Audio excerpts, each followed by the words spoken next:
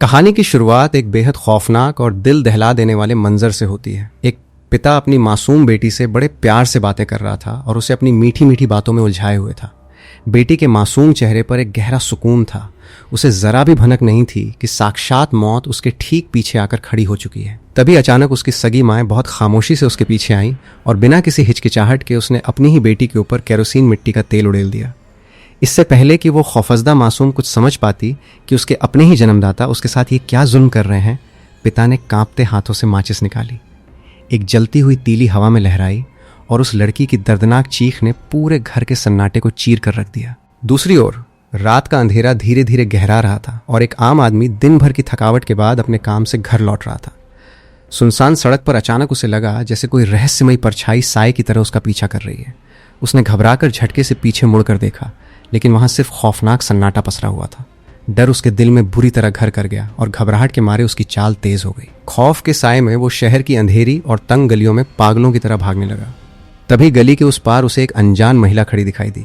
इससे पहले कि वो आदमी कुछ सोच पाता या संभल पाता, वो महिला बिजली की रफ्तार से उसके पास आई और एक धारदार चाकू से उस पर ताबड़तोड़ वार कर दिए। चंद पलों में ही उस आदमी की सांसें हमेशा के लिए थम गईं। शहर की फिजाओं में अब सिर्फ और सिर्फ मौत की गंध तैर रही थी। एक के बाद एक हो रही इन रहस्यमयी और क्रूर हत्याओं ने पूरे शहर में दहशत का माहौल पैदा कर दिया था। पुलिस दिन रात एक करके एक खूंखार साइको किलर की तलाश में खाक छान रही थी, लेकिन उनके हाथ पूरी तरह खाली थे। कातिल इतना शातिर था कि उसने क्राइम सीन पर कोई एक सुराग भी नहीं छोड़ा था। सबसे उलझाने वाली बात यह थी कि मरने वाले सभी लोगों का आपस में कोई कनेक्शन ही नहीं था, जिससे हर कत्ल पुलिस के लिए एक अनसुलझी पहेली बन चुका था। इसी खौफनाक माहौल के बीच एक लड़की, जिसका नाम गौरी था, आधी रात को अचानक किसी सम्मोहन में अपने बिस्तर से उठती है। वो खामोशी से चलकर आती है और सीधे आईने के सामने जाकर खड़ी हो जाती है। उसकी आंखों में एक अजीब सी शून्यता और खौफ था। वो काफी देर तक बिना पलक झपकाए आईने में खुद को ही निहारती रहती है और फिर उसी रहस्यमयी खामोशी के साथ वापस जाकर बिस्तर पर सो जाती है। उसका ये अजीब और सुन्न कर देने वाला बर्ताव किसी बहुत ही गहरे और खौफनाक राज की तरफ इशारा कर रहा था। इधर रात की ड्यूटी खत्म करके दो पुलिस वाले अपनी बाइक से सुनसान सड़क से घर लौट रहे थे। उस वीरान रास्ते पर उन्हें भी अचानक वही खौफ महसूस हुआ जैसे कोई अदृश्य ताकत उनका पीछा कर रही हो, लेकिन पीछे मुड़ने पर सड़क हमेशा की तरह खाली ही मिलती थी। अपने शक को दूर करने के लिए वे दोनों एक सुनसान जगह पर बाइक रोककर उतरते हैं। तभी उनकी नज़र झाड़ियों के पास खड़े एक छोटे बच्चे पर पड़ती है, जो अंधेरे में अपने हाथों में कुछ छिपाए खड़ा था। जैसे ही एक पुलिस वाला उत्सुकता में उसके पास पहुंचता है, उस मासूम दिखने वाले बच्चे ने अचानक जेब से हथियार निकालकर उस पर जानलेवा हमला कर दिया। अपने साथी को मुसीबत में देख दूसरा पुलिस वाला तुरंत बाइक से नीचे कूदा, लेकिन तभी पीछे से एक अज्ञात शख्स ने आकर उसके सिर पे लाठी से जोरदार वार कर दिया। इससे पहले कि वे दोनों पुलिस वाले संभल पाते, अंधेरे से लड़कों का एक पूरा झुंड निकल आया और उन्होंने उन दोनों पर पत्थरों की भारी बारिश कर दी, जिससे दोनों वहीं ढेर हो गए। दोस्तों, इस रहस्यमयी साइको किलर की कहानी और हमारा ये वीडियो अगर आपके रोंगटे खड़े कर रहा है, तो प्लीज़ इस वीडियो को एक छोटा सा लाइक और चैनल को अभी के अभी सब्सक्राइब जरूर कर लीजिए, क्योंकि आपका यही सपोर्ट हमें ऐसी ही और धमाकेदार स्क्रिप्ट्स लिखने की ताकत देता है। सो नाउ चलिए बिना वक्त गंवाए कहानी पर वापस आते हैं। गौरी की बिगड़ती दिमागी हालत को देखकर अगले दिन उसे दोबारा उसी अस्पताल ले जाया गया। गौरी वहां एक बेंच पर चुपचाप बैठी थी, लेकिन तभी उसकी नज़र उसी नर्स पर पड़ी। नर्स को देखते ही गौरी के चेहरे पर एक बेहद अजीब, ठंडी और खौफनाक मुस्कान तैर गई। उसकी वो घूरती हुई आंखें इतनी डरावनी थीं कि नर्स अंदर तक कांप उठी।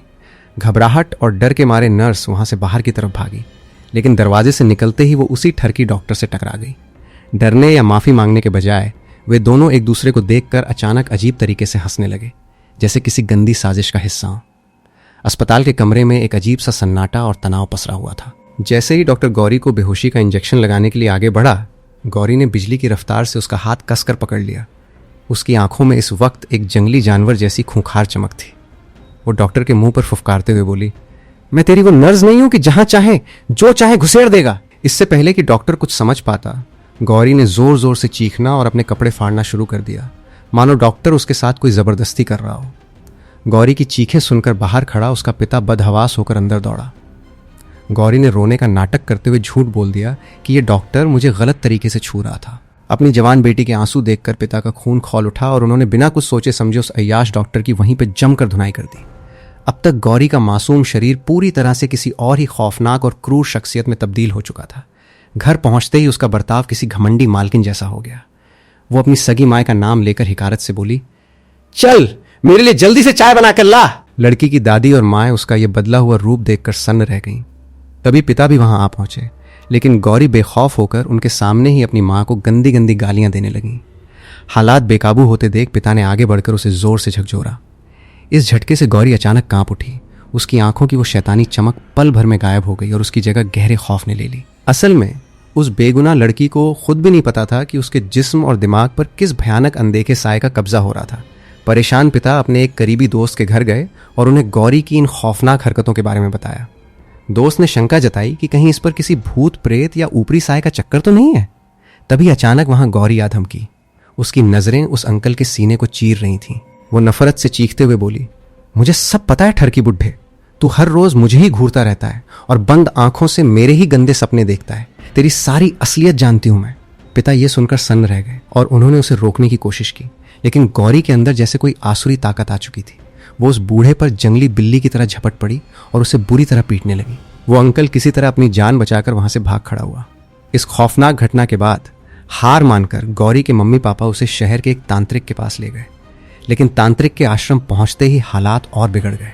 उस ढोंगी तांत्रिक ने बिना कुछ सोचे समझे इलाज के नाम पर गौरी को अपनी चप्पलों से बेरहमी से पीटना शुरू कर दिया।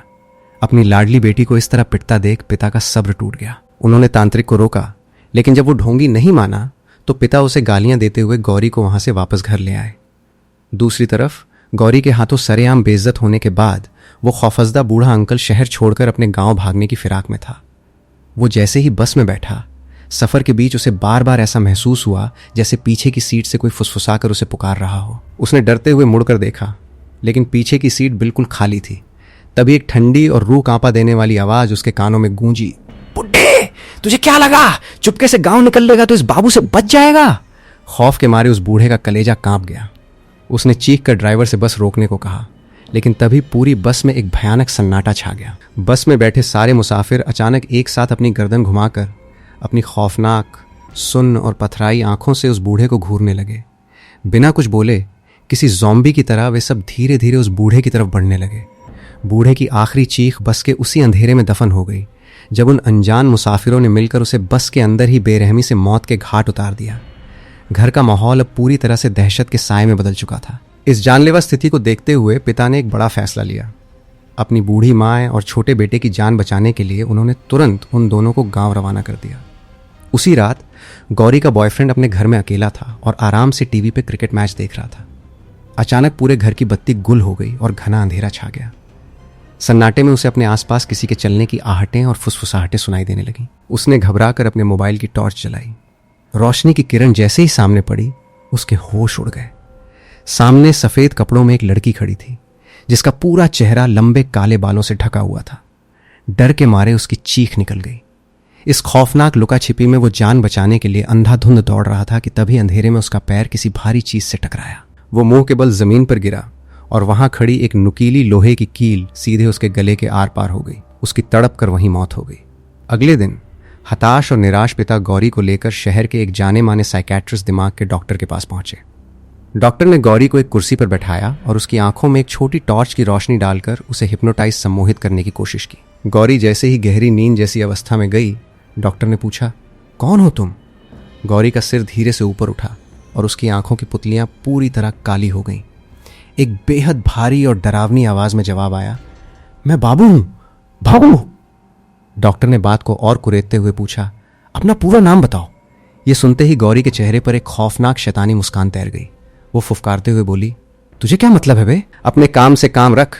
इसके बाद उसने डॉक्टर को ऐसी भद्दी और गंदी गालियां देना शुरू कर दिया जो किसी आम लड़की के मुंह से सुनना नामुमकिन था। उसका बर्ताव किसी हिंसक जानवर जैसा हो गया था। हालात बेकाबू होते देख डॉक्टर पसीने पसीने हो गया। उसने कांपते हुए पिता से कहा कि वे अभी गौरी को घर ले जाएं। इस केस के बारे में बाद में बात करेंगे। दृश्य बदलता है और हम उसी अस्पताल में वापस लौटते हैं जहां वो ठरकी डॉक्टर और नर्स थे। रात का समय था और डॉक्टर अपनी हवस मिटाने के लिए उस नर्स को अस्पताल के खाली और अंधेरे कमरे में ले गया। दोनों एक दूसरे के करीब आए। सब कुछ खत्म होने के बाद नर्स वॉशरूम में अपना मुंह धो रही थी। आईने में खुद को देखते हुए अचानक उसके चेहरे के भाव एकदम से बदल गए। आंखों में एक ठंडी शून्यता और चेहरे पर वही अजीब सी शैतानी मुस्कान आ गई। कमरे में बैठे डॉक्टर का भी यही हाल था, मानो किसी एक ही साए ने दोनों के दिमाग पर एक साथ कब्जा कर लिया हो। दोनों एक खौफनाक खामोशी के साथ एक दूसरे के करीब आए, एक दूसरे को गले लगाया और बिना कोई आवाज किए टेबल पे पड़ी धारदार सर्जिकल कैंची उठाकर एक दूसरे के पेट और छाती में उतार दी। दोनों की वहीं तड़प तड़प कर मौत हो गई। अगली सुबह गौरी के पिता अपने घर के हॉल में बैठे टीवी देख रहे थे। अचानक न्यूज़ चैनल पर ब्रेकिंग न्यूज़ आई कि शहर के एक मशहूर डॉक्टर और नर्स ने अस्पताल के कमरे में एक दूसरे की बेरहमी से हत्या कर दी है। पिता ये खबर देखकर सन्न रह गए। तभी पीछे से गौरी की ठंडी और भारी आवाज़ आई, मैंने ही उन्हें मारा है। पिता ने झटके से पीछे मुड़कर देखा। गौरी के चेहरे पर कोई शिकन नहीं थी। वो आगे बोली, सिर्फ उन दोनों को ही नहीं, मैंने 6 और लोगों को भी मौत के घाट उतारा है। ये सुनकर गौरी के मम्मी पापा के पैरों तले जमीन खिसक गई। उनके सामने उनकी अपनी ही सगी बेटी एक खूंखार सीरियल किलर की तरह खड़ी थी। अब पिता से ये सब और बर्दाश्त नहीं हुआ। वो सीधे भागते हुए पुलिस स्टेशन पहुंचे और इंस्पेक्टर के कैबिन में जाकर हाँफते हुए बोले, इंस्पेक्टर साहब, मुझे पता है कि इस शहर में ये रहस्यमयी और बेरहम हत्याएं कौन कर रहा है। वो मेरी अपनी बेटी गौरी है। उसके अंदर किसी शैतानी आत्मा का साया है जो ये सब करवा रहा है। इंस्पेक्टर ने उन्हें ऊपर से नीचे तक देखा और उन्हें एक पागल इंसान समझकर हवलदारों को आदेश दिया, इस सनकी को धक्के मारकर बाहर निकालो। जैसे ही पुलिस वाले उन्हें बाहर घसीटने लगे, पिता ने चीखते हुए कुछ ऐसी गुप्त बातें और हत्या के ऐसे खौफनाक तरीके बताए जो सिर्फ असली कातिल या फिर केस के मुख्य जांच अधिकारी को ही पता थे। ये वो सीक्रेट जानकारी थी जो पुलिस ने मीडिया तक से छिपा कर रखी थी। ये सुनते ही इंस्पेक्टर के होश उड़ गए। उसने तुरंत हवलदारों को रोका और कहा, इन्हें वापस अंदर लेकर आओ। इंस्पेक्टर अब अपनी कुर्सी से उठ चुका था और उसके चेहरे पर खौफ साफ दिख रहा था। डिटेक्टिव इंस्पेक्टर तहकीकात के लिए गौरी के घर पहुंचता है। जैसे ही उसकी नज़र कमरे में बैठी गौरी पे पड़ती है, गौरी के चेहरे पर एक जानी पहचानी और शैतानी मुस्कान आ जाती है। वो भारी और खुरदरी मर्दाना आवाज में कहती है, आखिरकार आ ही गया तू। मम्मा। इंस्पेक्टर झल्लाते हुए कहता है, तुझे क्या मतलब, तू मुझे जानती भी है?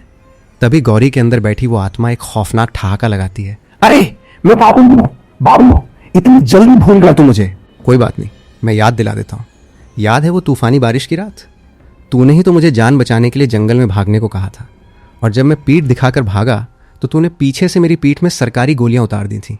मेरा फर्जी एनकाउंटर करके तूने अपनी छाती पर कई मेडल सजाए हैं ना। अब कुछ याद आया या और तफसील से बताऊं? गौरी के मुंह से उस मरे हुए अपराधी बाबू की बातें सुनकर इंस्पेक्टर के पैरों तले जमीन खिसक गई। खौफ के मारे उसका पूरा शरीर सुन्न पड़ गया। बिना एक पल गंवाए वो तुरंत अपनी गाड़ी में बैठा और वहां से अपनी जान बचाकर भाग खड़ा हुआ। पीछे से बाबू की आत्मा जोर जोर से हंसती रही और बेचारे माता पिता अपनी बच्ची की यह दर्दनाक हालत देखकर खून के आंसू रो रहे थे। अगले दिन गौरी का इलाज कर रहा वही साइकेट्रिस्ट अस्पताल में अपनी बीमार मां से मिलने पहुंचा। वहां से निकलकर डॉक्टर सीधे गौरी को देखने उसके घर गया। जैसे ही उसने गौरी की नब्ज चेक करने के लिए उसका हाथ पकड़ा, गौरी ने अचानक अपनी आंखें खोली। लेकिन इस बार गौरी के मुंह से जो आवाज निकली उसने डॉक्टर के कलेजे को कंपा दिया। वो आवाज हूबहू डॉक्टर की अपनी सगी माँ की थी। गौरी बिल्कुल उसकी माँ के अंदाज में रोते हुए बोली, मैं मरना नहीं चाहती बेटा, प्लीज मुझे बचा लो देबू। ये सुनते ही डॉक्टर के माथे पे पसीना आ गया। उसकी सिट्टी पिट्टी गुम हो गई और वो हाँफते हुए घर के बाहर भाग आया। अब तक उसे लग रहा था कि गौरी किसी दिमागी बीमारी की शिकार है, लेकिन अब उसे यकीन हो गया था कि ये कोई बीमारी नहीं बल्कि एक खौफनाक रूहानी साया है।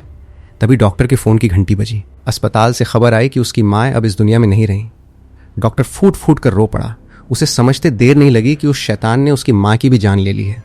उधर खौफजदा इंस्पेक्टर सीधे शहर के पुलिस कमिश्नर के कैबिन में पहुंचा। उसने बदहवास होकर पूरी कहानी सुना डाली। सर, ये सारे मर्डर्स कोई और नहीं बल्कि वो बाबू कर रहा है जिसका फर्जी एनकाउंटर करने का ऑर्डर आपने मुझे दिया था। उसकी भटकती आत्मा अब एक लड़की के शरीर में घुसकर हमसे बदला ले रही है। कमिश्नर ने अजीब नजरों से इंस्पेक्टर को देखा। उसने इंस्पेक्टर के मुंह के पास जाकर सूंघा, ये चेक करने के लिए कि कहीं वो शराब तो नहीं पीकर आया है। फिर वो जोर जोर से हंसने लगा। कमिश्नर ने लापरवाही से कहा, मुझे पता है कि शहर में हो रहे इन मर्डर्स की वजह से पूरे डिपार्टमेंट में स्ट्रेस का माहौल है। तुम बहुत ज्यादा दबाव में हो। भूतों की कहानियां मत गढ़ो। घर जाओ और कुछ दिन आराम करो। कमिश्नर की बातों से चिढ़ा और बाबू के खौफ से डरा हुआ इंस्पेक्टर जब अपने घर पहुंचा तो वहां एक नई मुसीबत उसका इंतजार कर रही थी। उसकी पत्नी बिना हालात समझे उस पर शक करने लगी और बुरी तरह झगड़ने लगी। मुझे सच सच बताओ, कौन है वो लड़की जिसके साथ तुम्हारा चक्कर चल रहा है? तुम उसी के पास से आ रहे हो ना? दिन भर के खौफ, स्ट्रेस और कमिश्नर की बेइज्जती से इंस्पेक्टर का दिमाग पहले ही फटने वाला था। पत्नी के इन तानों ने आग में घी का काम किया। गुस्से में इंस्पेक्टर अपना मानसिक संतुलन पूरी तरह खो बैठा। दोनों के बीच हिंसक हाथापाई शुरू हो गई और उस अंधी झल्लाहट में इंस्पेक्टर के हाथों उसकी अपनी ही पत्नी की जान चली गई। अपनी पत्नी की लाश को देखकर इंस्पेक्टर पूरी तरह टूट गया। किसी बेजान कठपुतली की तरह उसने अपनी सर्विस रिवॉल्वर निकाली, उसे धीरे धीरे अपने ही सिर पे ताना और ट्रिगर दबा दिया। एक जोरदार धमाका हुआ और इंस्पेक्टर का खेल हमेशा के लिए खत्म हो गया। कुछ दिनों बाद शहर के पुलिस कमिश्नर और वही साइकेट्रिस्ट डॉक्टर एक शानदार स्विमिंग पूल के किनारे बैठे रिलैक्स कर रहे थे। असल में दोनों बहुत अच्छे दोस्त थे। कमिश्नर ने अपनी ड्रिंक की चुस्की लेते हुए डॉक्टर से कहा, यार, मेरे एक होनहार इंस्पेक्टर का दिमाग फिर गया था, तुम्हें उसका इलाज करना चाहिए था। वो कल मेरे पास आके भूत प्रेत की बेसिर पैर की बातें कर रहा था कि किसी बाबू नाम के गुंडे की आत्मा एक लड़की में घुस गई है और वही शहर में सारे खून कर रही है। ये सुनते ही डॉक्टर के माथे पे पसीना आ गया। इससे पहले कि वो कुछ बोल पाता, कमिश्नर का फोन बज उठा। दूसरी तरफ से मिली खबर ने कमिश्नर के चेहरे का रंग उड़ा दिया। इंस्पेक्टर ने अपनी पत्नी को मारकर खुद को भी गोली से उड़ा लिया था। डॉक्टर अब सारी कड़ियां जोड़ चुका था। वो समझ गया कि इंस्पेक्टर उसी गौरी की बात कर रहा था जिसके अंदर एक खौफनाक साया पल रहा है। बिना कोई वक्त बर्बाद किए कमिश्नर और डॉक्टर सीधे गौरी के घर पहुंचे, लेकिन वहां जो उनके साथ हुआ उसने उनके होश उड़ा दिए। घर के अंदर बाबू की आत्मा ने अपना ऐसा खौफनाक और भयानक रूप दिखाया कि उन दोनों की सिट्टी पिट्टी गुम हो गई। साक्षात मौत को अपने सामने नाचते देख कमिश्नर और डॉक्टर की हालत इतनी खराब हो गई कि वे अपनी जान बचाकर वहां से उल्टे पांव भाग खड़े हुए। वे सब आखिरी उम्मीद लेकर उसी पुराने तांत्रिक के पास पहुंचे। तांत्रिक हमेशा की तरह अपने अहंकार में चूर था और सबके सामने ज्ञान पेलते हुए बड़े बड़े दावे कर रहा था। ऐसी कोई आत्मा नहीं बनी जिसे मैं भस्म ना कर सकूं। मैं अभी उस दुष्ट आत्मा से तुम्हारा पीछा छुड़ा दूंगा। वो अपना ज्ञान बघार ही रहा था कि अचानक वहां का माहौल बेहद ठंडा हो गया। तांत्रिक की आंखें फटी की फटी रह गईं। बाबू की आत्मा ने पलक झपकते ही उस तांत्रिक के शरीर में प्रवेश कर लिया। अब कोई अदृश्य और बेहद ताकतवर शक्ति उस तांत्रिक को हवा में उछाल उछाल कर तड़पा रही थी। वो पागलों की तरह छटपटा रहा था। काफी खौफनाक उठापटक और दर्दनाक चीखों के बाद बाबू की आत्मा ने उस ढोंगी तांत्रिक का भी काम तमाम कर दिया। इस खौफनाक मंजर को देखने के बाद कमिश्नर, डॉक्टर और गौरी के माता पिता वहां से किसी तरह अपनी जान बचाकर गाड़ी में भागे। गाड़ी के अंदर खौफ के मारे सबकी सांसें उखड़ी हुई थीं। किसी को कुछ समझ नहीं आ रहा था कि अब इस शैतान को कैसे रोका जाए। तभी सन्नाटे को चीरते हुए डॉक्टर ने एक ऐसा खौफनाक सुझाव दिया जिसने गौरी के पिता को अंदर तक तोड़कर रख दिया। डॉक्टर ने भारी और कांपती आवाज में कहा, हमें गौरी को हमेशा के लिए खत्म करना होगा। इसके अलावा अब कोई दूसरा रास्ता नहीं बचा है। यह सुनते ही पिता भड़क उठे। जाहिर सी बात है, दुनिया का कोई भी पिता अपनी सगी और मासूम बेटी को अपने हाथों मौत के घाट कैसे उतार सकता है। उन्होंने इस पागलपन से साफ इनकार कर दिया, लेकिन डॉक्टर ने उन्हें हकीकत का कड़वा आईना दिखाते हुए कहा, समझने की कोशिश कीजिए। इस केस में ना अब पुलिस कुछ कर पा रही है, ना ही कोई डॉक्टर काम आ रहा है, और तो और अभी अभी आपके सामने उस तांत्रिक की जो खौफनाक मौत हुई है वो इस बात का सबूत है कि बाबू को रोकना अब इंसानों के बस की बात नहीं है। अगर वो लड़की जिंदा रही तो बाबू पूरे शहर में लाशों के ढेर लगा देगा। कमिश्नर ने भी गौरी के पिता के कंधे पर हाथ रखते हुए कहा, अगर हम ये बात बाहर किसी को बताएंगे तो दुनिया हमें ही पागल कहेगी। वो साइको किलर बाबू इसी तरह एक एक करके मासूमों की जान लेता रहेगा, ना जाने और कितने घर उजड़ेंगे। कुल मिलाकर कमिश्नर और डॉक्टर उस बेबस पिता से उसकी अपनी ही बेटी का बलिदान मांग रहे थे। काफी कश्मकश और आंसू बहाने के बाद आखिरकार गौरी के पिता को यह खौफनाक सच्चाई समझ आ ही गई कि हालात अब उनके हाथ से निकल चुके हैं। शायद उनकी असली गौरी तो बहुत पहले ही मर चुकी थी। अब उस शरीर में सिर्फ एक दानव का वास था। भारी मन और कांपती रूह के साथ गौरी के मम्मी पापा इस दर्दनाक काम को अंजाम देने के लिए तैयार हो गए। गौरी के मम्मी पापा भारी कदमों से घर लौटे। गौरी के अंदर बैठी आत्मा लगातार अजीबोगरीब और डरावनी बातें कर रही थी, जिससे घर का माहौल और भी खौफनाक हो गया था। तभी गौरी की मां चुपचाप एक बाल्टी लेकर आई और उसमें मिट्टी का तेल कैरोसिन उड़ेलना शुरू किया। वो बस एक सही मौके की तलाश में थी।